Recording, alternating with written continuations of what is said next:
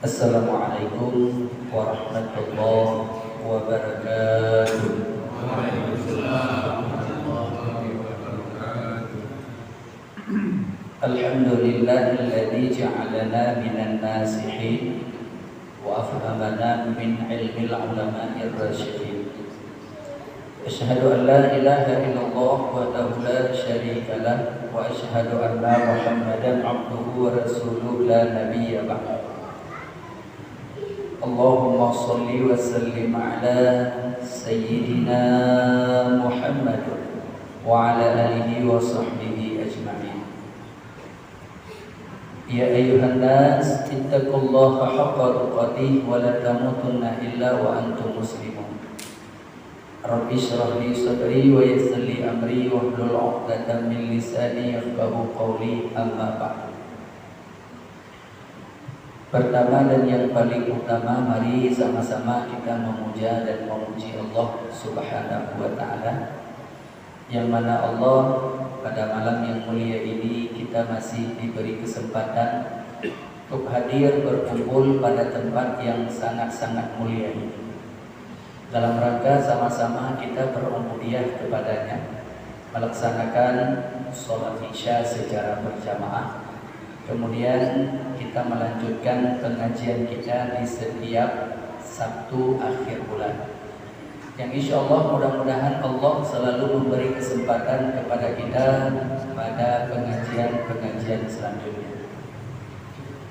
Selawat beriring salam tak pernah henti-hentinya kita limpah curahkan kepada junjungan alam Rasulullah Muhammad sallallahu alaihi wasallam. Mudah-mudahan kita semua diakui sebagai umatnya dan berhak mendapatkan syafaatnya di yaumil qiyamah nanti. Juga rahmat dan sejahtera kepada para al dan sahabat-sahabat beliau sekalian, kepada para tabi'in, tabi'in, ulama mutaqaddimin, ulama mutaakhirin, sampai kepada ulama-ulama yang mu'tabar di sisi Allah Subhanahu wa ta'ala. Yang mulia dan yang dimuliakan Allah, imam masjid yang kita cintai ini. Yang mulia dan yang dimuliakan Allah, para guru-guru kami yang hadir pada malam yang mulia ini, yang tidak kami sebutkan nama satu persatu. Takdim hormat kami kepada ketua DKM masjid, ketua yayasan, beserta seluruh jajaran. Istimewa penghormatan kami kepada seluruh para jamaah sidang majelis yang dimuliakan Allah Subhanahu wa ta'ala. Insyaallah pada malam yang mulia ini kita melanjutkan pengajian kita yang diberikan judul Sirah Nabawiyah. Namun untuk lebih menarik membahas tentang syariat Rasulullah. Syariat Rasulullah yang zahir dan yang batiniyah. Karena kenapa? Sirah Nabawiyah itu adalah merupakan tak pernah lepas juga daripada syariat Rasulullah. Jadi syariat Rasulullah dibagi kepada dua, tak boleh dipisahkan. Ada syariat yang zahir, ada syariat yang batin. Maka syariat yang zahiriyah itu ada 6 yang tidak boleh tidak dikerjakan oleh umat Nabi Muhammad, karena semuanya tidak pernah lepas daripada ikatannya kalimah la ilaha illallah. Jadi kalimah la ilaha illallah itu dibagi dua, separuh yang awal ditaklukkan kepada syariat zahir, dan separuh yang akhir ditaklukkan kepada batin. Makanya dihitung oleh Syekh Nawawi Al-Bantani.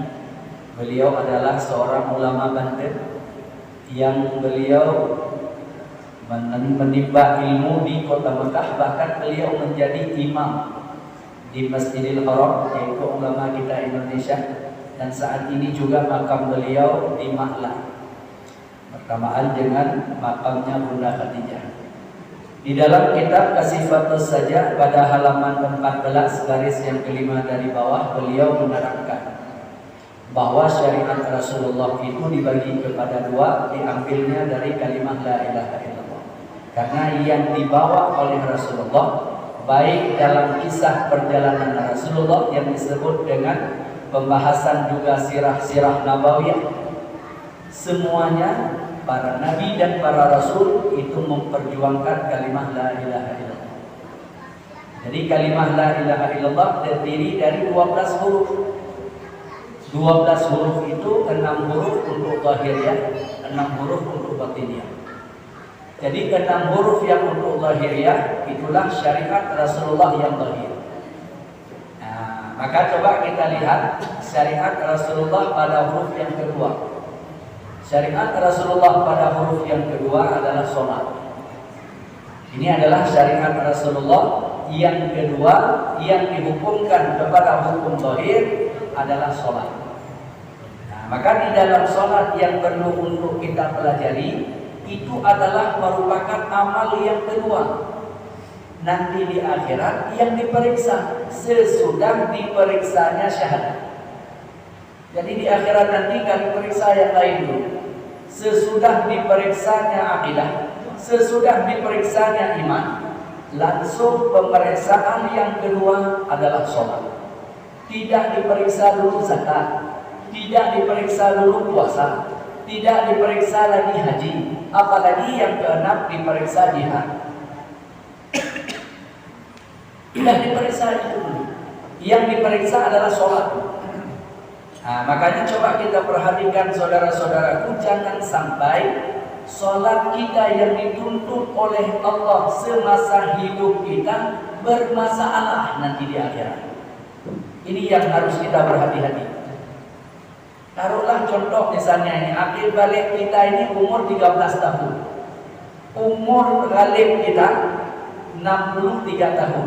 Berarti 63 tahun kurang 13, berarti 50 tahun kita sudah kena tuntutan sholat.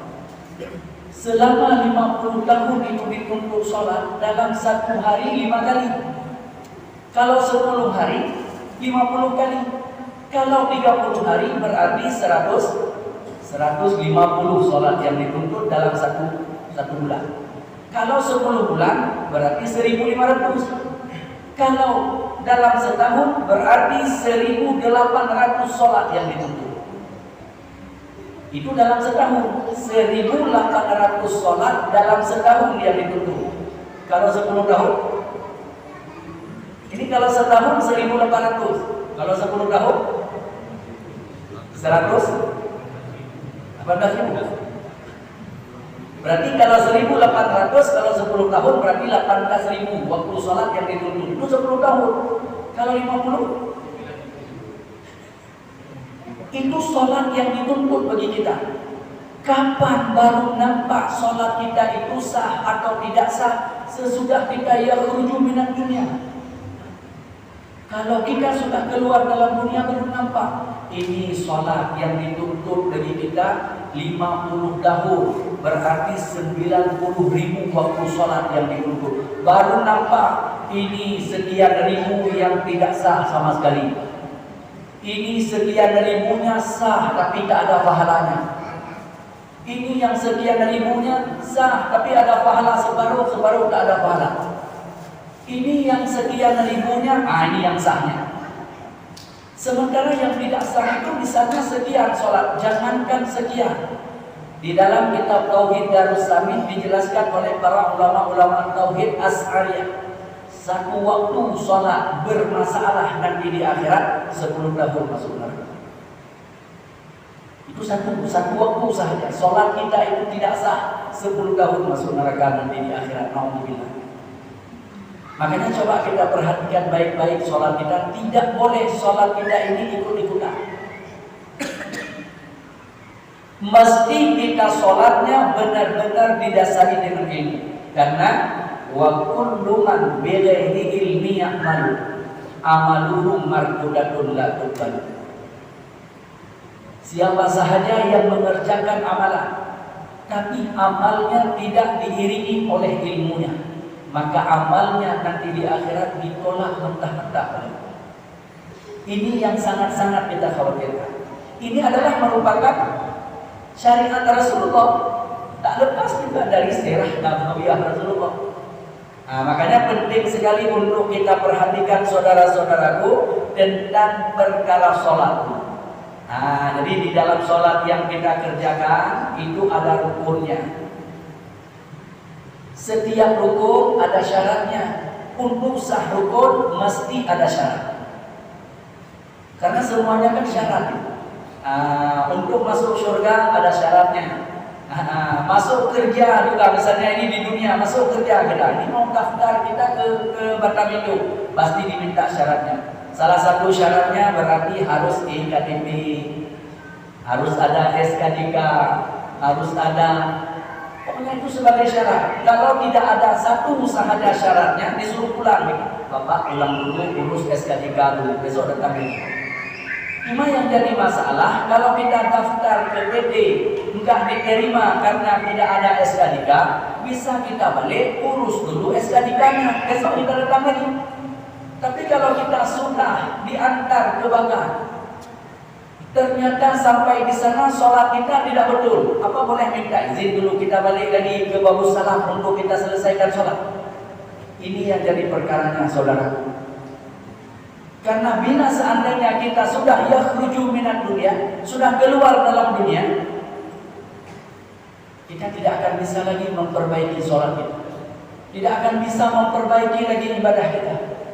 Maka di saat kita masih ada kesempatan, di saat kita masih ada luang waktu, maka mari sama-sama coba kita diskusi ilmu menyangkut dengan ibadah kita, menyangkut dengan ibadah harian kita, ibadah yang dituntut oleh Allah dalam setiap harinya 5 waktu sholatnya. Maka benar-benar kita memperhatikannya dengan ilmu. Karena sholat yang kita kerjakan itu tidak pernah lepas daripada 13 rukun secara ijmali. 13 rukun dalam sholat itu dibagi 3. Ini yang harus kita pahami. 13 rukun itu adalah merupakan rukun ijmaliyah. Bila 13 rukun itu kita tidak memahami dan tidak bisa kita milah-milahnya, maka kita belum dihitung orang yang sholat yang diiringi dengan ilmu. Mana 13 rukun yang setiap kita sholat itu harus selalu ada? Dari 13 dibagi kepada 3.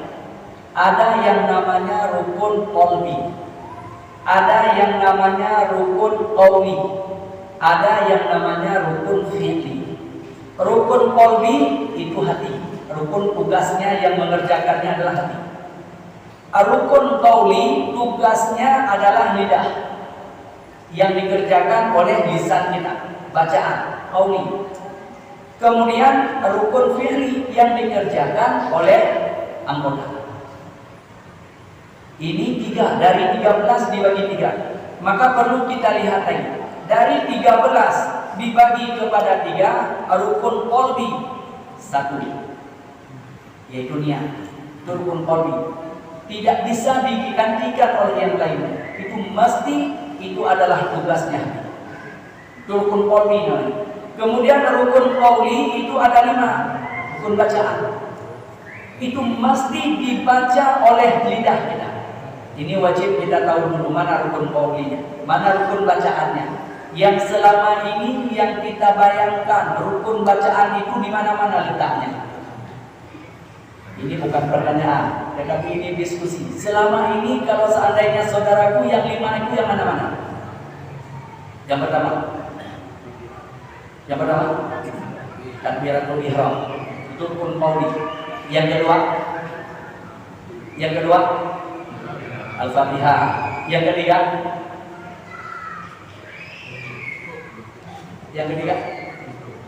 rukun fi'li. Yang ketiga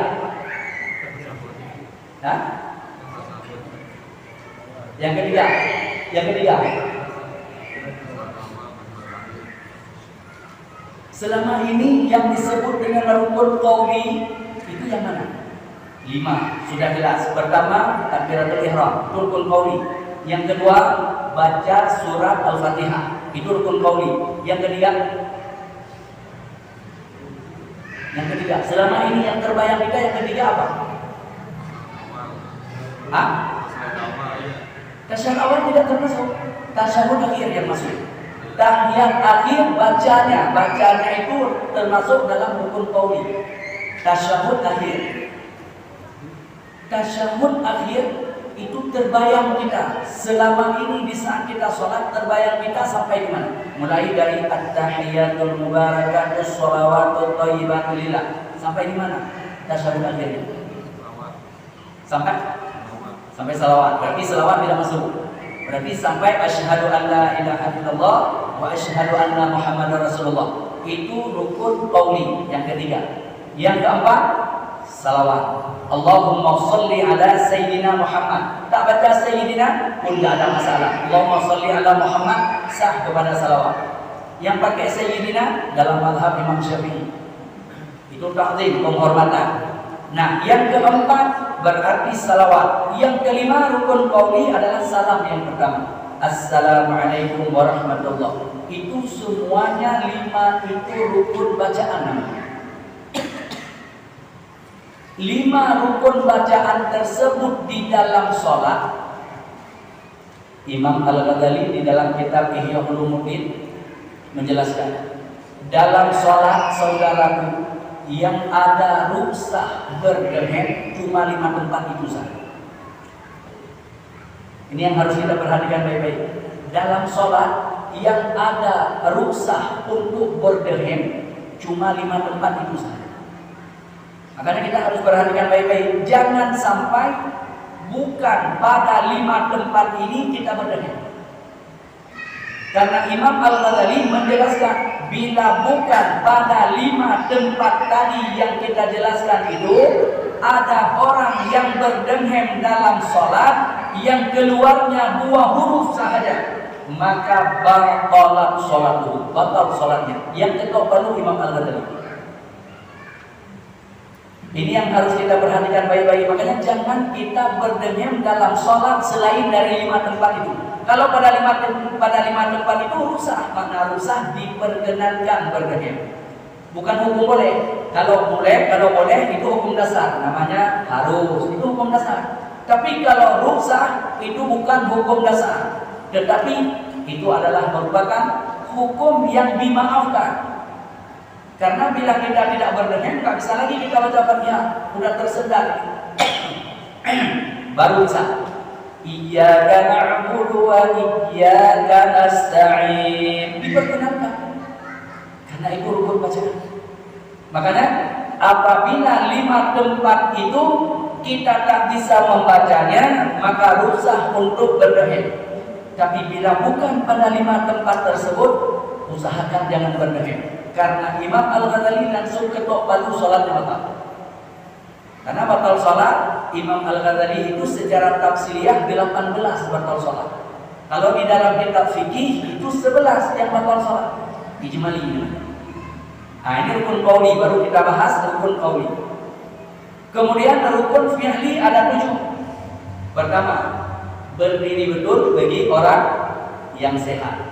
Yang kedua, rukun. Yang ketiga, i'tidal. Yang keempat, sujud. Yang kelima, duduk antara 2 sujud. Yang keenam, duduk tasyahud akhir. Yang ketujuh, tertib. Tertib termasuk dalam rukun fi'li karena tidak sah takbir waktu duduk, salam waktu berdiri. Itu tidak sah. Maknanya tertib beraturan. 1, 2, 3, 4, 5 itu namanya tertib. Nah, makanya perlu untuk diperhatikan. Rukun fi'li yang pertama berdiri betul bagi orang yang sehat. Andai kata ada saudara kita yang berangkat dari rumah pakai tongkat sampai ke masjid, sampai di masjid dia cari kursi, dia duduk atas kursi, baru dia takbir. Allahu Akbar sambil duduk atas kursi, maka sholatnya tidak sah. Kenapa tidak sah sholatnya? Karena tadi dia mampu jalan dari rumah ke masjid. Sampai di masjid tak boleh langsung duduk. Kursi silahkan ambil, letakkan kursinya dan kaki kursi dia yang belakang setara dengan saf. Karena ada dua saudara kita yang letaknya kursi di belakang, dia berdiri setara dengan saf, kursi di belakang. Datang orang di belakang tak bisa sujud karena kursi, dipindahlah kursi, pas dia duduk kursi nggak ada lagi. Itu tidak boleh karena dia ambil saf orang lain. Jadi kursinya tetap harus diletakkan, kaki belakang kursi itu setara dengan saf. Berarti dia maju ke depan berdirinya. Jadi berdirinya seperti ini dia. Ini kaki kursinya. Maka kursi yang depannya di sini, maka dia di sini berdirinya. Orang lain setara dengan saf kursinya. Kalau seandainya dia sudah berdiri takbir Allahu Akbar, baru dia baca doa kita Allahu Akbar kabir. Enggak tahan lagi, sudah seperti ini misalnya, karena sakit dia.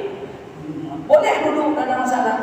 Tapi takbir tadi mesti dia dalam keadaan berdiri. Karena dari rumah ke sini mampu jalan kalau pakai tongkat. Ini yang harus diperhatikan. Kalau seandainya tidak seperti yang demikian, kursi yang kita wakaf ke masjid dipakai oleh orang yang tak ada ilmu, maka tidak sah sholatnya. Tidak sah sholatnya gara-gara kita yang wakaf kursi. Karena ada kursi, makanya dia duduk atas kursi. Gara-gara kita wakaf kursi, dia duduk atas kursi, tidak sah sholatnya. Kita bukan pahala yang dapat, saudara. Malah di dosa dia tidak sah sholat, kita yang wakaf kursi depannya. Makanya pernah ada jamaah-jamaah dulu yang nanya, jangankan sini di Mekah saya tunggu, saya mau wakaf kursi ini di Masjidil Haram, ramai orang kali yang wakaf kursi. Wakaf kursi saya ke wakaf Al-Quran, wakaf Al-Quran. Al-Quran kita wakaf nggak dibaca oleh orang, nggak ada masalah, nggak dosa kita. Nggak ada masalah, Al-Quran letak di situ nggak ada masalah, kan orang yang baca. Tapi kalau kursi kita wakaf dipakai oleh orang yang tak punya ilmu, tak paham ilmu, kita harap pahala, malah bukan pahala yang kita dapat, dosa yang kita dapat.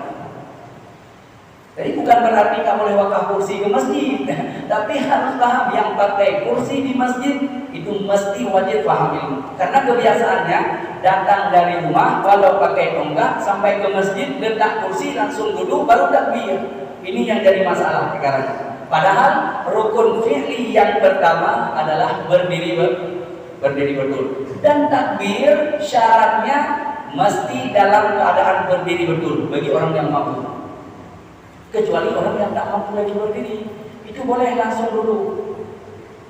Nah, ini yang perlu untuk dipahami saudara-saudaraku, dikarenakan ini paling banyak kita tengok. Cuma di masjid kita insya Allah tidak ada. Nah, ini yang perlu harus kita pahami supaya kenapa? Supaya tidak berdosa orang yang wakaf kursi. Niat orang wakaf kursi baik. Tapi karena dipakai oleh orang yang tak mengerti ilmu tentang sholatnya, langsung ambil kursi, langsung duduk dia, langsung takbir, maka tidak sah sholatnya. Karena tadi dari rumah ke sini dia mampu jalannya. Tapi sesudah dia takbir Allahu Akbar, tak mampu lagi, baru baca Fatihah sebaru tak bisa lagi, boleh duduk. Sesudah duduk, rukuknya boleh isyarat, sujudnya rendah daripada rukuk lagi. Sesudah sujud pertama, sujud kedua, maka tidak boleh keenaan duduknya, nggak bangun lagi. Kalau perasaannya saya mampu berdiri, maka wajib berdiri lagi dia. Wajib dia berdiri lagi, baca Fatihah. Bismillahirrahmanirrahim. Alhamdulillahirabbil alamin arrahmanirrahim. Baru sampai Malik Yaumiddin, nggak mampu lagi berdirinya, boleh duduk kembali. Ini kebiasaan kita, kalau sudah duduk sampai selesai duduk terus. Ini jadi perkara dalam ibadah kita. Nah, makanya rukun fi'li yang pertama berdiri betul, yang kedua rukun, yang ketiga i'tidal, yang keempat sujud, yang kelima duduk antara dua sujud. Jangan diangkat karena mau duduk.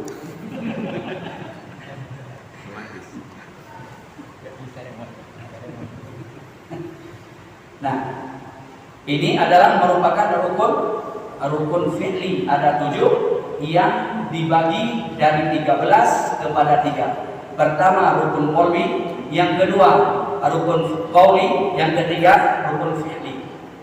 Maka malam ini sangat menarik dulu kita bahas salah satu daripada rukun qauli, rukun bacaan. Insyaallah nanti akan kita bahas satu persatu insyaallah kalau Allah mengizinkan, akan kita bahas satu persatu syarat yang ada dalam rukun. Mulai dari rukun qalbi, niat, kemudian rukun qauli, mulai daripada takbiratul ihram, kemudian baca Fatihah. Nah, malam ini insyaallah kita akan bahas salah satu daripada rukun qauli, yaitu membaca Fatihah. Ini syarat membaca Fatihah dalam sholat.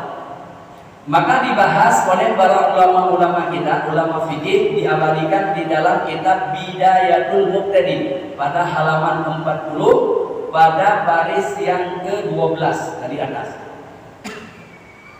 Maka adapun bermula syarat baca Fatihah di dalam sholat itu ada 10 syaratnya.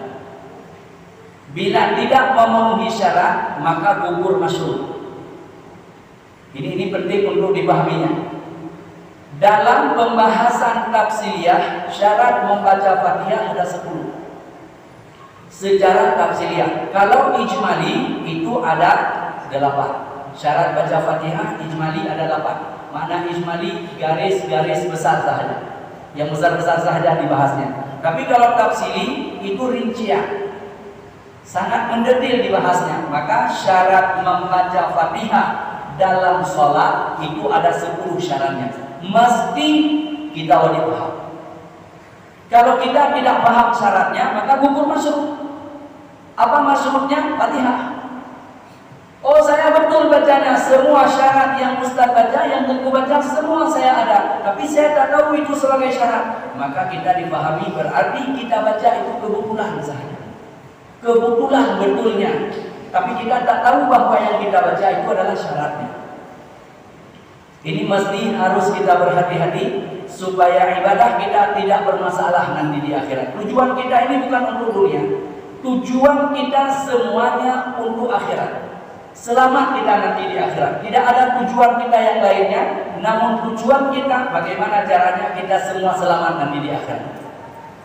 Malam ini kita duduk di masjid yang sangat mulia ini. Harapan kita semua nanti di akhirat kita bisa duduk bareng dalam surganya Allah.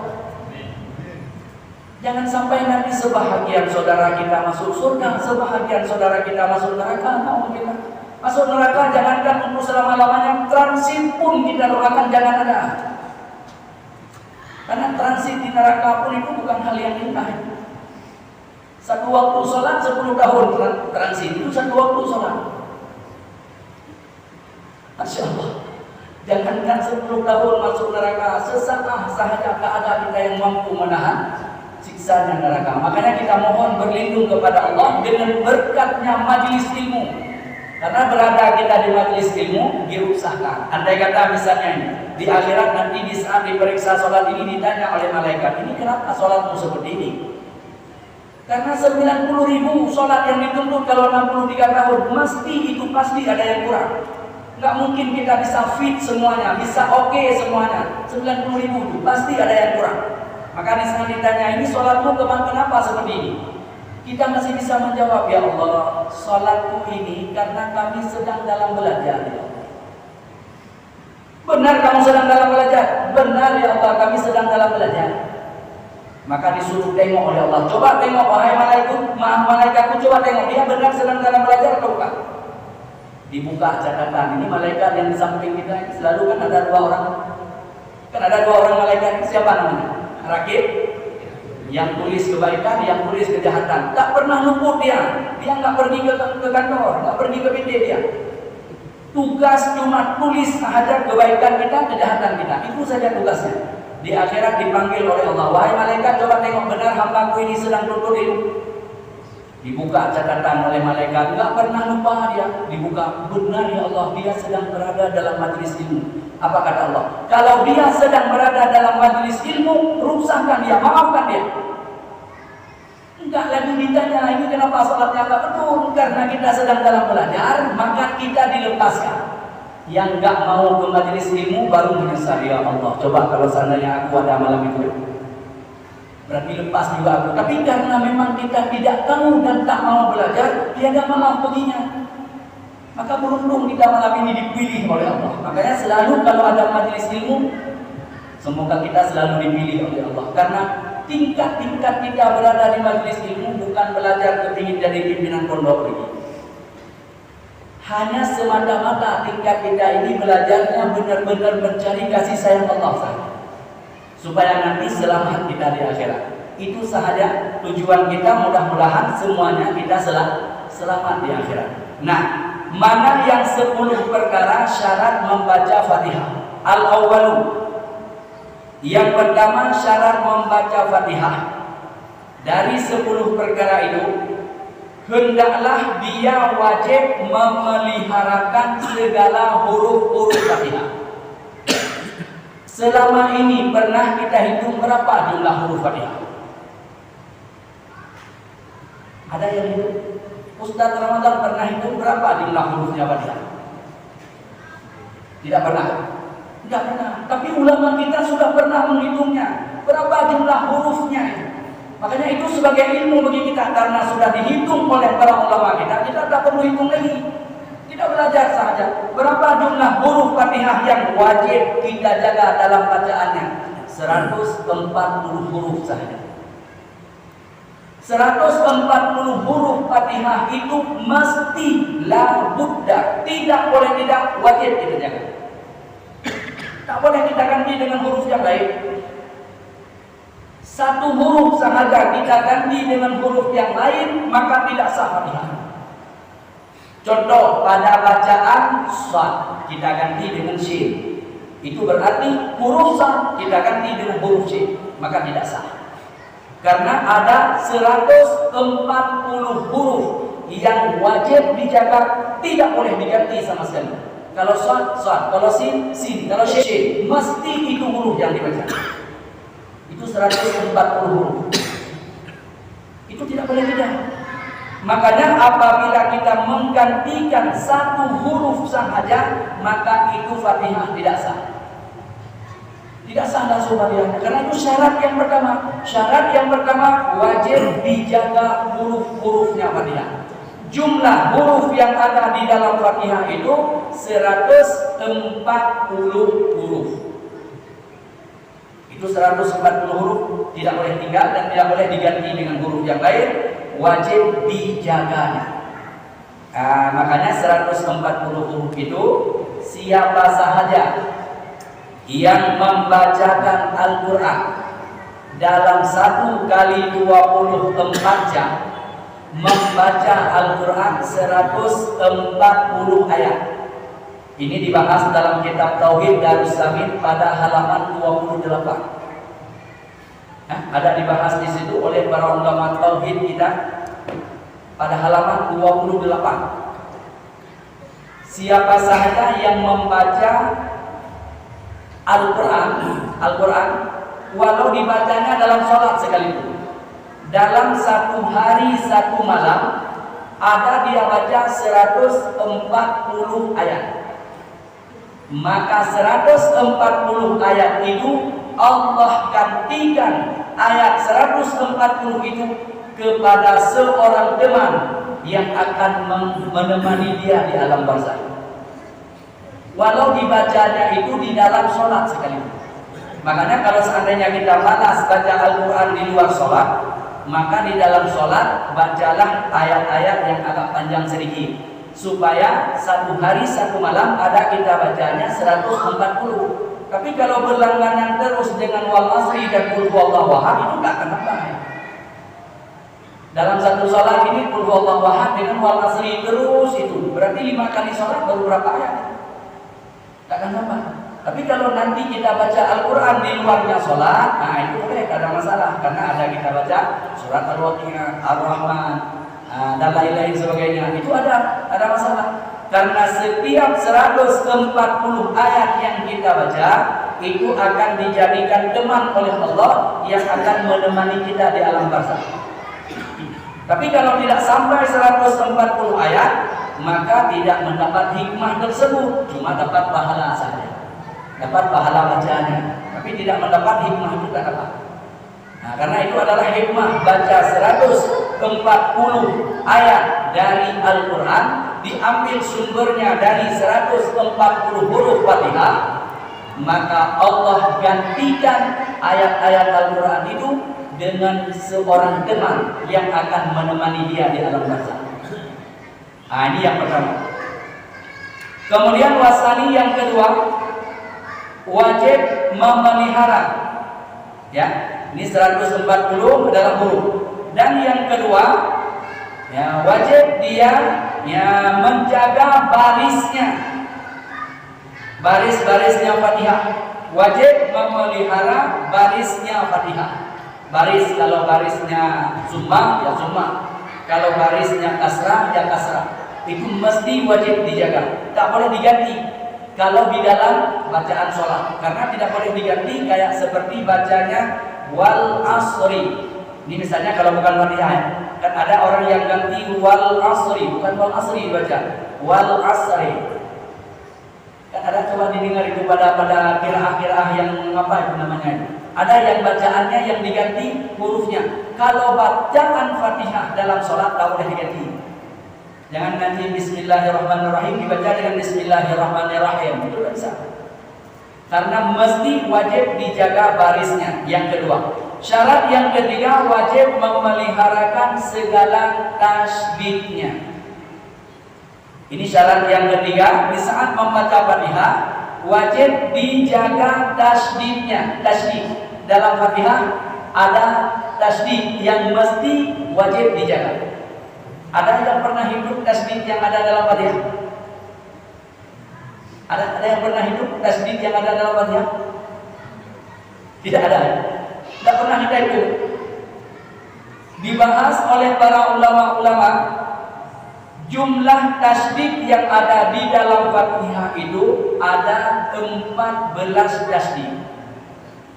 Itu dalam Fatihah ada 14 tasydid yang tidak boleh tidak, mesti wajib dijaga. Satu tasydid sahaja tidak dibaca, fatal itu maknanya. Ini yang harus kita berhati-hati. Kayak seperti kita membacanya pada Iyyaka na'budu wa iyyaka nasta'in. Kalau tidak pasang tasydid di situ, kalau kita tidak baca, tidak menjaga tasydid di situ, itu maknanya bukan main-main darinya. Seperti kita baca, Iyyaka na'budu wa iyyaka nasta'in. Dengan Iyyaka na'budu wa iyyaka nasta'in itu yang pasang tasydid namanya. Bila kita tinggalkan tasydid di situ, maknanya coba kita bayangkan, yang ada tasydidnya kita baca Iyyaka na'budu wa iyyaka nasta'in. Kepada Allah kita sembah, kepada Allah kita minta pertolongan. Tapi kalau kita baca dengan Iyyaka na'budu wa iyyaka nasta'in, kepada matahari kita sembah, kepada matahari kita minta pertolongan. Makanya hati-hati. Bahasa Arab sikit sahaja kepeleset yang kita baca jauh sekali dari maknanya.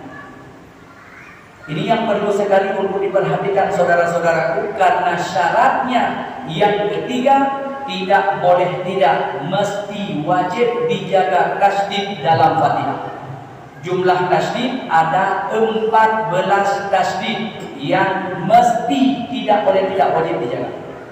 Ini syaratnya yang ketiga. Kemudian warabi'u yang keempat, syarat membaca Fatihah itu mualah. Makna mualah beriring-iringan.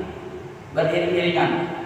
Selama iring-iringan itu, kalau kita berhenti, lama berhentinya Bismillahirrahmanirrahim. Berhenti kita, ini diam. Diam kita itu, andai orang lain baca Bismillahirrahmanirrahim, selesai dibacanya, kita belum nyambung kepada Alhamdulillahirabbil alamin, berarti itu mualatnya sudah hilang. Makanya dalam bacaan Fatihah tidak boleh lama-lama berhenti. Kalau seandainya Bismillahirrahmanirrahim, Alhamdulillahirabbil alamin, sekejap kita berhenti, andai orang membacanya tak akan habis, maka itu masih ada mualatnya. Tapi kalau kita berhenti, sempat orang lain baca ayat tersebut, Habis dibaca kita belum nyambung kepada ayat selanjutnya, berarti mualat antara ayat pertama dengan ayat kedua tidak ada lagi. Padahal syarat yang keempat itu baca Fatihah dalam sholat wajib mualat. Ini syarat yang keempat. Kemudian syarat yang kelima, syarat yang keempat mualat, dan syarat yang kelima membaca Fatihah itu wajib dengan tertibnya. Beda mualat dengan tertib. Kalau tertib, huruf pertama tetap di pertama, ayat pertama tetap ayat pertama, ayat yang ketujuh tetap ayat yang ketujuh. Dalam mazhab Imam Syafi'i, Bismillahirrahmanirrahim itu ayatun minha, satu ayat daripada Fatihah. Maka jumlahnya Fatihah dengan Bismillahnya sama dengan 7 ayat. Nah, maka 1, 2, 3, 4, 5, 6 sampai 7 itu wajib dengan tertibnya. Tidak boleh kita baca Alhamdulillah pertama, Bismillah tak kita baca, atau kita baca Wadhalin pertama, kemudian Bismillah yang terakhir. Itu namanya tidak tertib dalam bacaan. Sementara baca Fatihah dalam sholat itu wajib tertibnya. Ini syarat yang kelima untuk sahnya baca Fatihah. Kemudian syaratnya yang keenam, wajib baca Fatihahnya dengan bahasa Arab. Ini yang harus kita pahami syaratnya. Supaya kenapa? Kita tidak sampai dibodohi oleh orang-orang akhir zaman. Karena akhir zaman bermacam-macam fitnah timbul. Malah ada orang yang ngomong sah sholat dengan bahasa Indonesia. Sah sholat dengan bahasa Indonesia. Entah siapa yang sahkannya itu Allah. Itu harus kita perhatikan. Kalau kita paham ilmunya, enggak sah. Karena syarat baca Fatihah ada dengan bahasa Arab. Ini syaratnya. Syarat yang keenam, mesti baca Fatihah itu dengan bahasa Arab. Tidak boleh dengan bahasa yang lain. Begitu pula dengan sholat. Sholat tidak boleh ganti dengan bahasa Ajamiyah. Nah, kalau ganti bahasa Ajamiyah gawat. Takbir aja, takbir kalau ganti dengan bahasa masing-masing. Coba kita bayangkan berapa bahasa yang ada di sini. Luar biasa bukannya. Kalau kita orang Indonesia takbir aja nggak lagi dengan bahasa Arab. Coba bayangkan Allah Maha Besar. Kan gitu kalau orang Indonesia. Kalau orang Aceh Allah Maha Rayu. Kalau orang Padang Allah Maha Gada. Itu baru 3. Belum lagi dengan orang yang lain lagi nanti. Makanya mesti orang di mana saja pun, bangsa apapun, tetap sholatnya dengan bahasa Arab. Allahu Akbar, sana Allahu Akbar, sana juga Allahu Akbar. Menyatukan kita di bawah kalimat La ilaha illallah. Jadi tidak ada beda kita di sini. Nah, makanya apabila ada orang yang ngomong sah sholat dengan bahasa Indonesia, itu udah di luar garis itu, nggak perlu diikut. Nah, ini yang perlu harus dipahami karena syaratnya yang keenam itu wajib dibaca Fatihahnya dengan bahasa Arab. Begitu pula rukun-rukun qauli yang lainnya. Ini kebetulan kita bahas rukun qauli yang Fatihah karena rukun qauli pertama takbiratul ihram. Nah, ini yang syaratnya yang keenam. Kemudian syaratnya yang ketujuh. Syarat yang ketujuh, ya, membaca Fatihahnya wajib diperdengarkan pada telinganya sendiri. Ini baca Fatihah. Syarat yang ketujuh, wajib diperdengarkan pada telinganya sendiri. Berarti baca Fatihah tidak boleh dengan hati. Karena ada juga saudara kita yang baca dengan hati. Yang biasanya ini orang yang sholat di dalam bulan Ramadan, yang suka meludah. Sekejap-sekejap meludah, sekejap-sekejap meludah, sekejap-sekejap meludah. Sekejap aja dia sholat nggak meludah, udah penuh airnya. Air liurnya udah penuh di mulut. Ujungnya kalau dia baca Bismillahirrahmanirrahim keluar air liurnya, ujungnya di dirinya. Air liurnya ditahan. Fatihahnya nggak dibaca lagi dengan lidahnya. Bagaimana juga dibaca dengan hati. Itu tidak sah. Tidak sah. Kalau di rumah, kalau kita sholat di rumah, air liur sudah penuh, maka ludahnya ke sebelah kiri. Letakkan kain, ledak. Tapi kalau dalam masjid tak boleh ludah. Dalam masjid hukumnya meludah dalam masjid itu haram. Kalau laki-laki kalau mau ludah air liurnya yang terkumpul di mulut kalau lagi sholat, dalam kantongnya boleh. Karena air liur itu tidak bernajis, boleh ludah dalam kantong. Jangan ludah di masjid. Dalam kantong boleh. Nah, ini kalau kita orang yang sedang puasa, yang di saat kita sholatnya air liur di mulut yang kita tahan, sementara kita tak bisa lagi baca Fatihahnya, baca tasyahudnya, maka air liur itu kalau ditelan batal. Kalau air liur yang batah kerongkongan itu ditelannya, maka itu tidak ada masalah.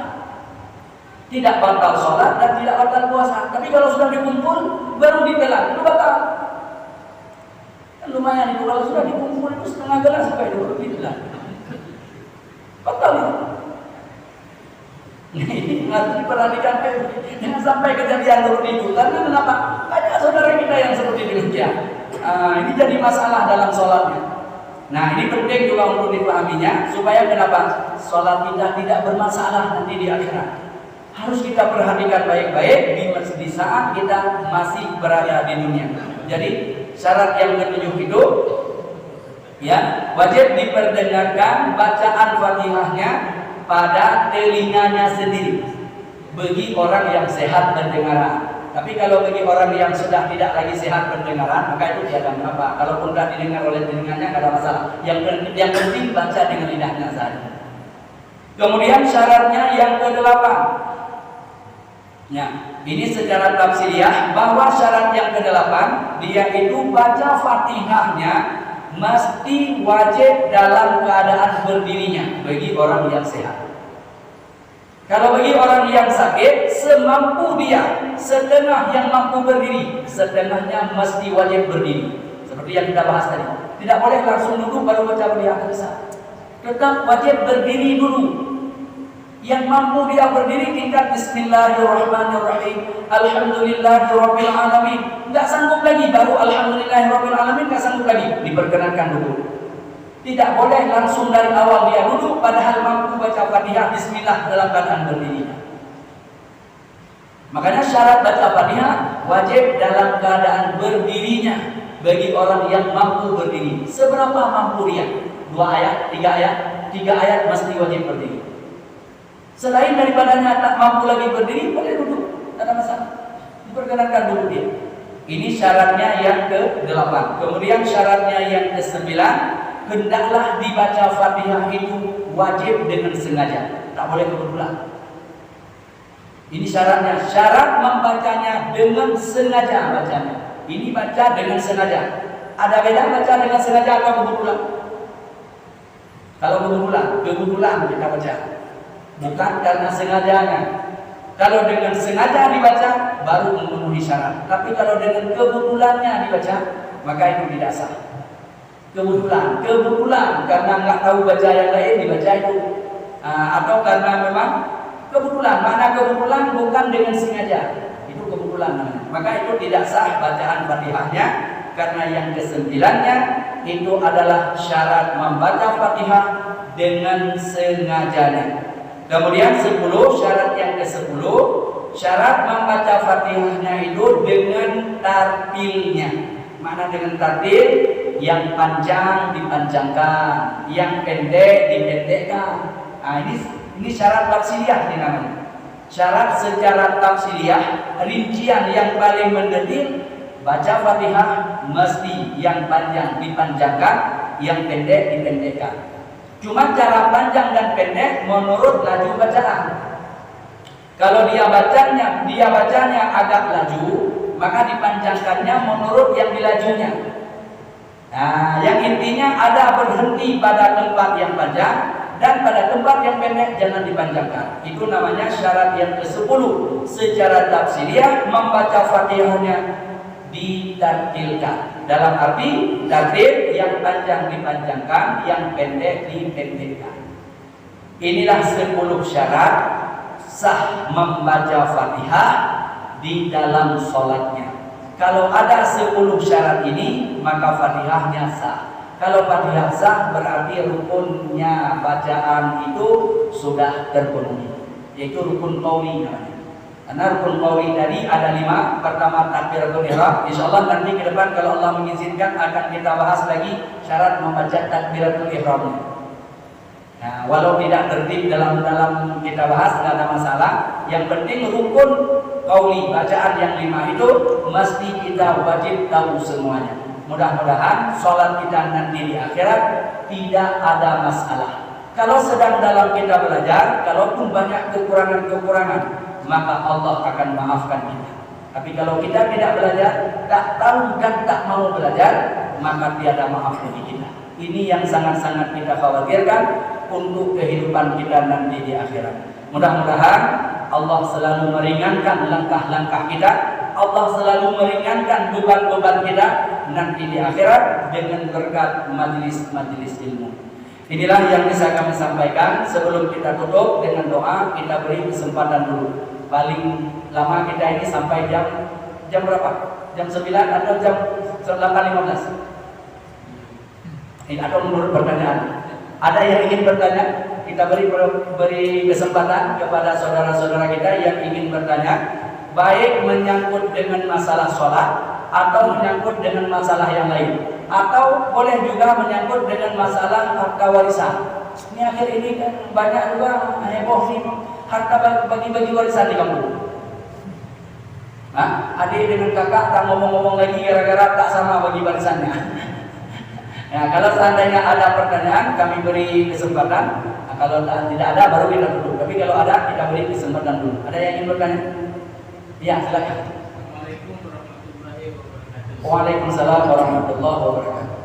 Ustaz, ada kan kita ini orang itu menjalankan ibadah diawali dengan takbir, ditutup dengan salam. Apakah itu betul? Itu aja pertanyaan. Ya. Yang namanya sholat, nah ini penting untuk dipahami. Ta'rifnya sholat atau definisinya sholat, aqwalun wa af'alun. Beberapa af'alun, aqwalun wa af'alun. Beberapa bacaan dan beberapa perbuatan yang diawali dengan takbir dan disudahi dengan salam bisyurutil maksusati. Itu ta'rifnya salat. Itu ta'rif namanya. Kalau dalam kitab itu namanya ta'rif.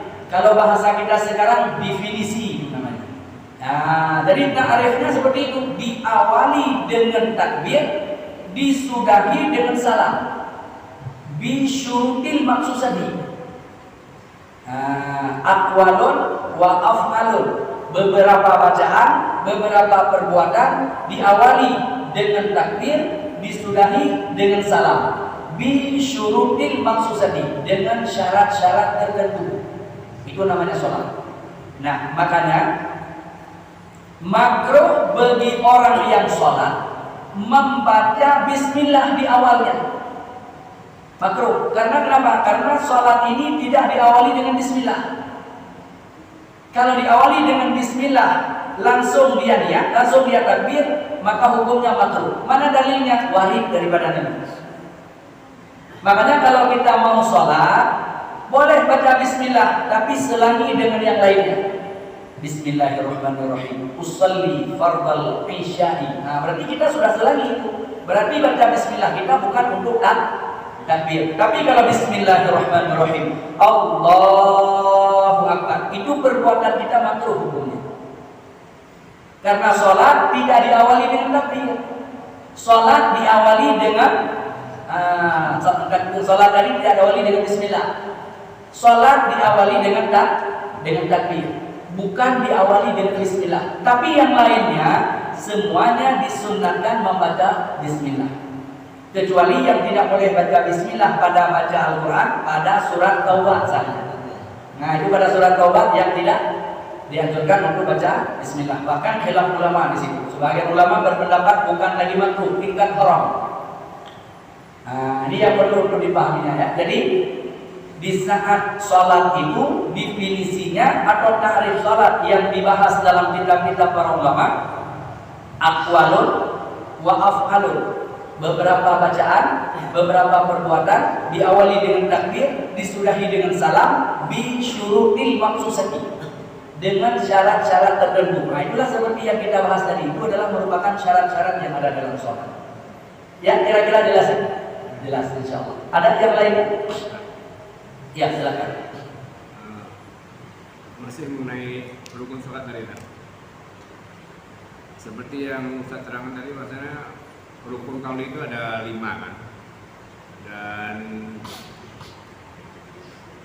ada tadi bahwasanya di dalam sholat itu kita tidak dibolehkan mendahem kecuali di area di dalam rukun qauli itu. Di dalam rukun qauli itu.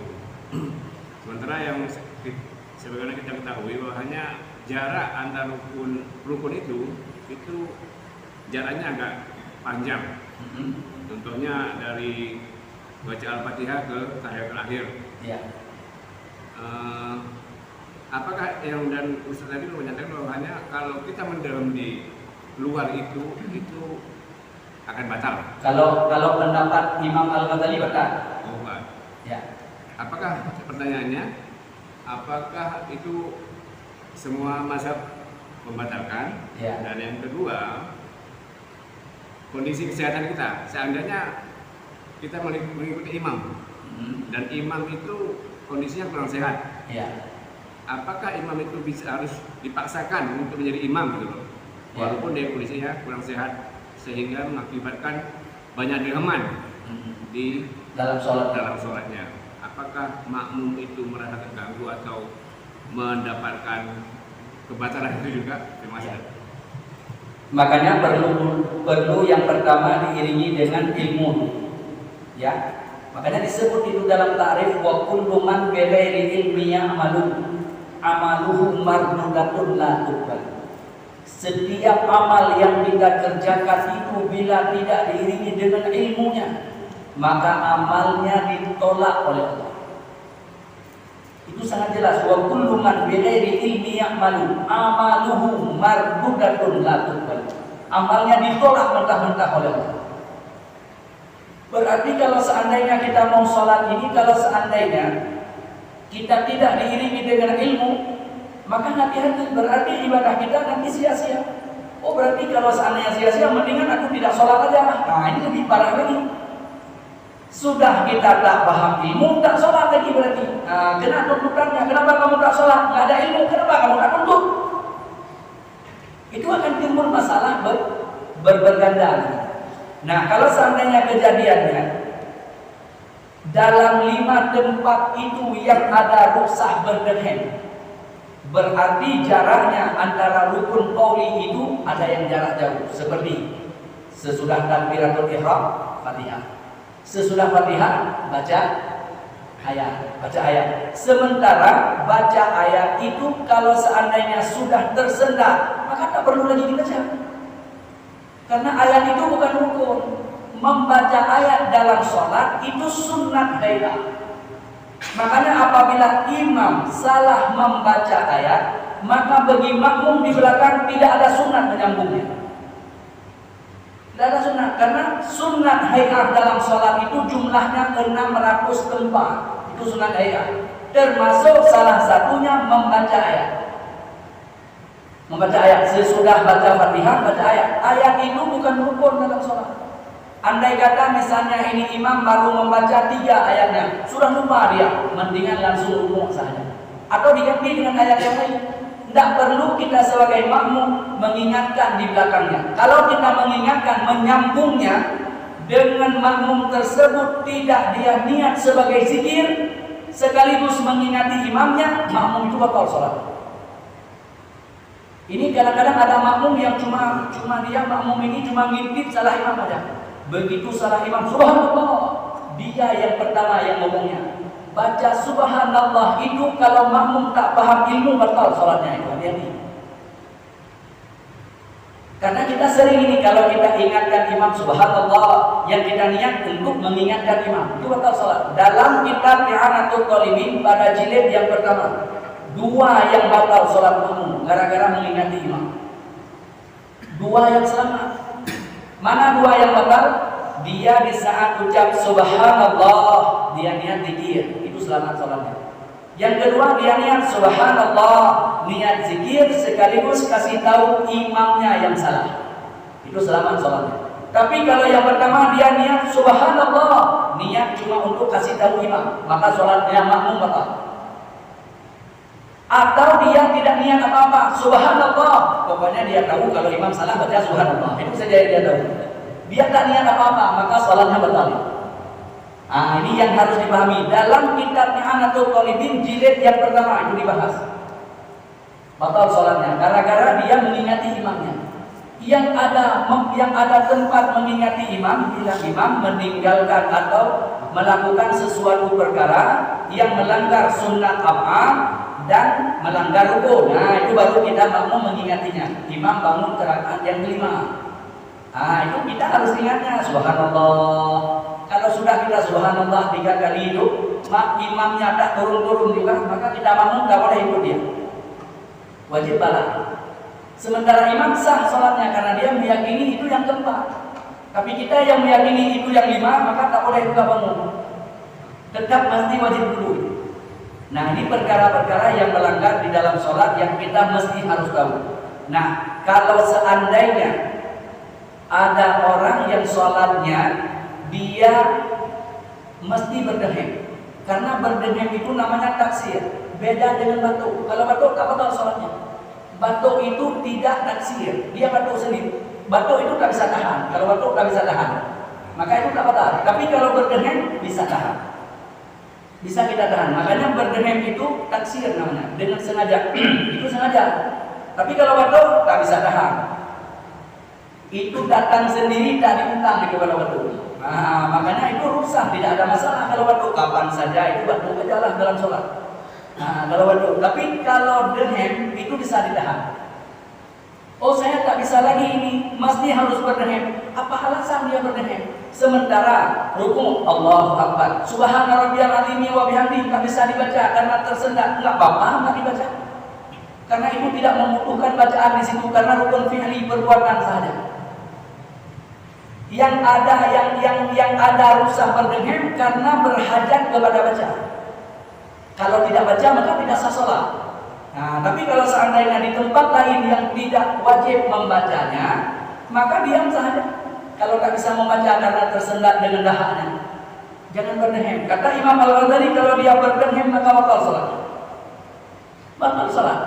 Nah, yang jadi pertanyaan, dalam madhab-madhab yang lain apa batal? Ini yang jadi masalah kan? Apa dalam madhab Imam Syafi'i saja? Kalau dalam madhab yang lain apa batal? Nah, perlu juga untuk kita pahami. Di dalam madhab Imam Syafi'i itu batal. Dan kita ini mayoritas bermadhab kepada Imam Syafi'i. Sementara andai kata saudara belajarnya di Timur Tengah, bermadhab kepada Imam Hanafi. Misalnya, Imam Hanafi berfatwa misalnya tak batal. Berarti tidak ada masalah. Bagi saudara sendiri itu tidak batal. Karena saudara pegangnya dalam madhab Imam Hanafi atau dalam madhab Imam Ahmad bin Hanbal. Itu tidak ada masalah karena saudara tahu. Tapi yang mayoritas dalam madhab Imam Syafi'i, kita belajar kitab-kitab madhab Imam Syafi'i, maka ikut madhab Imam Syafi'i.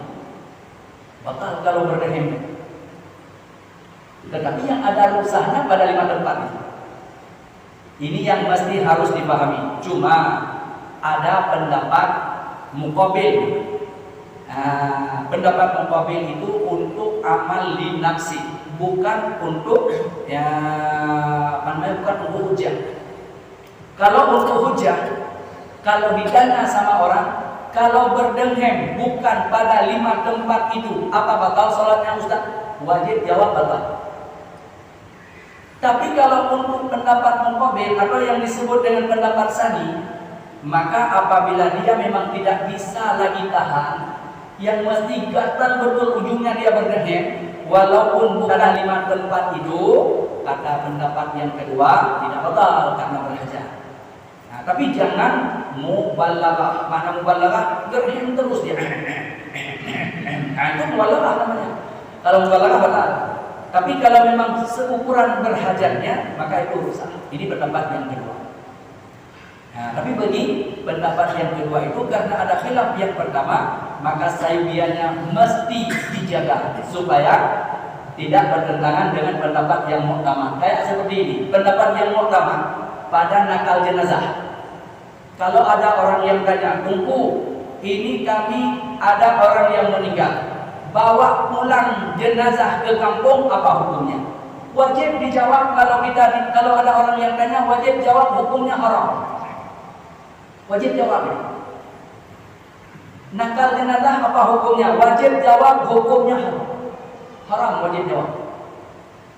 Tapi banyak juga orang yang pulang ke kampung, bagaimana ini? Ya, kan? Bahkan ada yang ngomong, Ustaz lagi dibawa pulang ke kampung, bagaimana ini? Apa mereka tak tahu? Tahu hukumnya. Ada pendapat muqabil, namanya pendapat yang kedua, diperkenankan bawa pulang, tapi dengan catatan hukumnya makruh. Apa alasannya? Alasan pendapat yang kedua, pendapat muqabil namanya, ditengok maslahatnya. Kalau ditanam di sini, dimakamkan di sini, ini makamnya kota maju.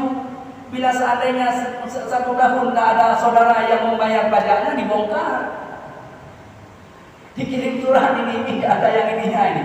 Kan beredar kemarin kan ada yang beredar. Nggak ada yang bayar pajak ini. Disimpan nanti. Banyak khawatir keluarga tak ada nanti yang mengurusnya, maka dibawa pulang ke kampung. Itu namanya pendapat yang kedua. Jadi pandangannya pada maslahat, hukumnya makruh, bawa aja pulang ke kampung. Tapi untuk ditanya oleh orang wajib jawab. Karena kenapa? Hukum yang muktamad nakal jenazah hukumnya haram. Jadi bagaimana ini kita yang berarti peganglah untuk amali nafsi. Untuk amali nafsi, pendapat yang kedua boleh, amali nafsi boleh. Pendapat yang kedua, hukumnya makruh. Seperti itu gambarannya. Jadi ini pertanyaan yang pertama. Pertanyaan yang kedua, satu lagi apa ya? Kalau imamnya, oh ya, kalau imamnya dalam keadaan kurang fit, apakah mesti harus imam itu yang jadi imamnya? Nah, semestinya kalau seandainya memang beliau kurang fit, beliau boleh menyuruh dengan imam yang kedua, namanya imam badal. Boleh menyuruhnya pada imam badal, pengganti beliau. Bisa itu, jangan dipaksakan. Kalau seandainya dengan sebab beliau kurang fit, yang ujungnya, tadi seperti yang dibahas tadi, berdehemnya bukan juga pada wadakshi hilmakan, bukan pada tempatnya, yang jadi resah nanti jamaah di belakangnya. Karena bila imam sudah batal, maka dibahas oleh Imam An-Nawawi, makmum juga ikut batal. Tapi kalau makmum batal ini kita terus misalnya ini bagaimana? Kasihan kepada imam kita, karena sholat kita ini semua nanti ditanggung oleh beliau. Kullukum ra'in wa kullukum mas'ulun an ra'iyatihi. Pemimpin mesti wajib tanggung jawab kepada rakyatnya. Coba bayangkan kalau satu waktu 10 tahun masuk neraka, di belakang ini ada 50 orang. 50 orang tidak sah sholat, berarti satu orang 10 tahun. Kalau 50 orang, belum tambah lagi dengan sholatnya sendiri. Makanya kasihan juga kepada imam kita kalau seandainya batal sholatnya dan batal sholat jamaahnya. Maka insya Allah mudah-mudahan tapi di tempat kita insya Allah tidak ada. Karena insya Allah kita memahami ilmu ibadah. Insya Allah ini diskusi ilmu sahaja kita. Dalam arti kita ini sharing ilmu sambil kita menunggu giliran kita diantar ke Bagan atau diantar pulang ke kampung.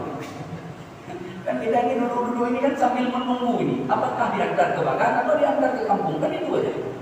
Jadi sambil kita menunggu ini kita isilah majelis-majelis ilmu seperti yang demikian. Karena semakin hari semakin dekat kita ke liang lahat. Cuma liang lahat kita ini yang belum tahu di mana tempatnya. Apakah di Batam ataukah kita di kampung masing-masing, itu yang kita tidak tahu. Yang intinya hakikatnya mesti kita semua akan berada di sana. Ya, kira-kira jelas ya? Masih ada satu lagi, jam 9 kita dulu. Oh ya, silakan. Jadi kalau tadi seperti di luar yang dimaksudkan, pendidikan kita kalau buku atau sujud ya kita banyak kewajiban. Saat kita berdoa sujud itu keluar suara kita, seperti subhanallah wa bihamdihi. Karena kita sholat sendiri, jadi dengarlah suara kita keluar. Apakah itu masuk membatalkan sholat kita? Di saat kita sholat sendiri atau sholat berjamaah? Ya. Kadang kita terdengar juga sambil baca Subhana rabbiyal a'la wa bihamdihi, subhana rabbiyal a'la wa bihamdihi. Ya. Apakah itu batal sholat kita? Enggak. Itu tidak batal. Karena yang namanya bacaan itu bacaan sunat atau bacaannya bacaan yang wajib. Andai kata misalnya kita membacanya subhana rabbiyal a'la wa bihamdi, terdengar bacaan kita itu pada telinga kita sendiri, nggak ada masalah. Karena yang bacaan itu adalah hukumnya sunat hay'ah.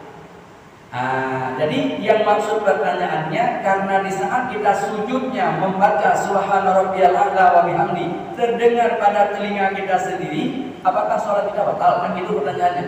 Jawabannya tidak batal. Tidak batal itu. Karena kenapa?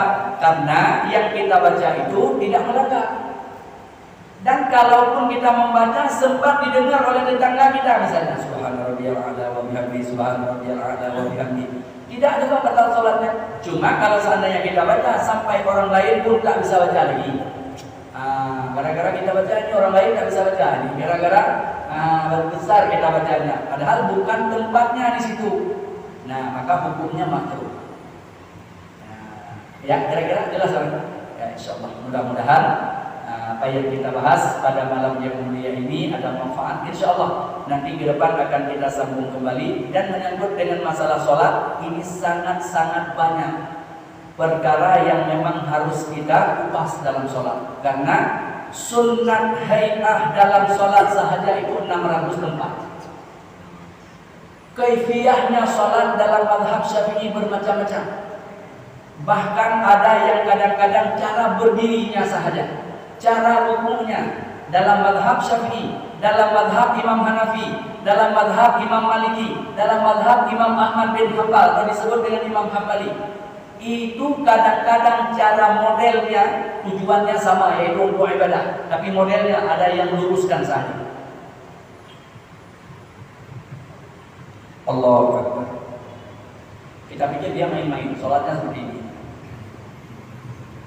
Dalam mazhab kita Imam Asy-Syafi'i, Allahu Akbar, letak tangan ini di bawah dada, di atas pusat.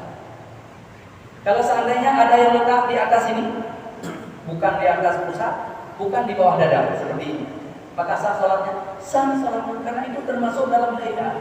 Jangan gara-gara yang satu letak tangan di sini, yang satu letak tangan di sini, gara-gara letak tangan aja ada yang hadu jotos. Ujungnya yang ketawa orang yang tak sholat nanti. Ini yang jadi masalah. Gara-gara ada yang sebahagian kunut, yang sebahagian tak kunut, ujungnya tak mau ke masjid itu karena di situ tak kunut. Di masjid itu kunut terus, aku tak mau mulai. Ini yang jadi masalah. Padahal itu perkara sunat semuanya. Jangan sampai gara-gara perkara sunat yang ketawa orang yang tak sholat. Tapi kalau kita tahu, oh ini sunat, ada yang berdirinya seperti ini, ada yang berdirinya seperti ini. Masalahnya berdiri seperti ini dalam mazhab Syafi'i makruh. Ada yang takbirnya seperti ini, ada yang takbirnya seperti ini, ada yang takbir seperti ini aja. Ini angkat tangan namanya sunnah. Angkat segini tak akmal. Angkat seperti ini dalam mazhab Syafi'i dapat pahala sempurna. Yang masalahnya orang yang tak angkat tangan sama sekali. Ini yang perlu untuk kita pahami. Jadi insyaallah jangan kita berkelahi gara-gara beda pandangan. Jangan kita bermusuhan gara-gara kita beda pada masalah hal-hal sepele saja. Yang kita khawatirkan ketawanya orang yang tak sholat nanti. Wah, itu di masjid udah berkelahi. Mendingan kita tak pergi ke masjid. Ini yang jadi masalahnya. Nah, insyaallah mudah-mudahan yang penting dia itu asyhadu alla ilaha illallah Muhammadar Rasulullah. Masalah dia itu berdirinya seperti ini, takbirnya seperti ini, letak tangan seperti ini, enggak ada masalah. Yang sesudah sholatnya ada yang wirid, yang tak mau wirid pulanglah, tak ada masalah. Yang penting kita sholat sama-sama, berdiri dalam saf yang sama, tak ada masalah. Nah, jangan gara-gara yang tak mau wirid udah bid'ah ini, bid'ah. Ini yang jadi masalahnya. Yang ketawa benar-benar orang yang tak sholat. Nah, ini yang perlu untuk kita hadirkan supaya kita tidak mudah menyalahkan saudara kita yang lainnya. Yang mau yasinan silahkan, yang tak mau yasinan juga nggak ada masalah. Yang penting jangan kita saling menjatuhkan pada hal-hal perkara sunnah saja. Nah, ini yang perlu untuk kita hadirkan dalam kehidupan yang insyaallah mudah-mudahan kita akan jadi juru damai di dalam dunia ini yang insya Allah akan membawa barakah dalam kehidupan kita. Dengan harapan di dunia kita berkumpul dalam masjid seperti ini, di akhirat juga sama-sama kita berkumpul di dalam surga. Wallahu a'lam bissawab wa ilaihil marji' wal ma'ab. Na'udzu billahi minasyaitonir rajim. Bismillahirrahmanirrahim. Alhamdulillahirabbil alamin. Wassalatu wassalamu ala asrafil mursalin sayyidina Muhammad wa ala alihi wa sahbihi ajma'in. Allahumma inna nas'aluka ridhaka wal jannah wa na'udzu bika min sakhatika wan nar.